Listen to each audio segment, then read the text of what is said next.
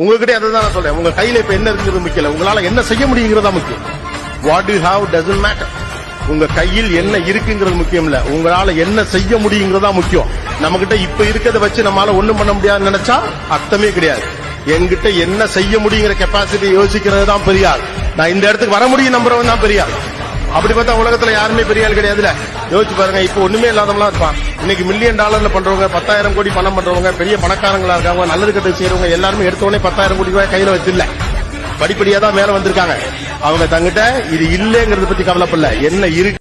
நீங்க எந்த துறை வேணா எடுங்க, யார் என்ன வேணா விமர்சனம் பண்ணட்டும், ஆனா அந்த துறை மீதும் அந்த படிப்பின் மீதும் அந்த உழைப்பின் மீதும் அந்த தொழிலின் மீதும் உங்களுக்கு நம்பிக்கை இருந்தால் உங்களை யாராலும் தோற்கடிக்கவே முடியாது.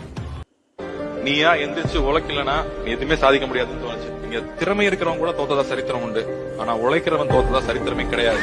Never compare your self with anybody else life. நீங்க தனி, உங்களுக்கு மேலையும் யாரும் இல்ல, யாரை பத்தி பயப்படவும் வேண்டாம், உங்களுக்கு ஈக்குவலாவும் யாரும் இல்ல. நீங்க தனி, உங்களுக்கு தனி பாதை, அதுல போய்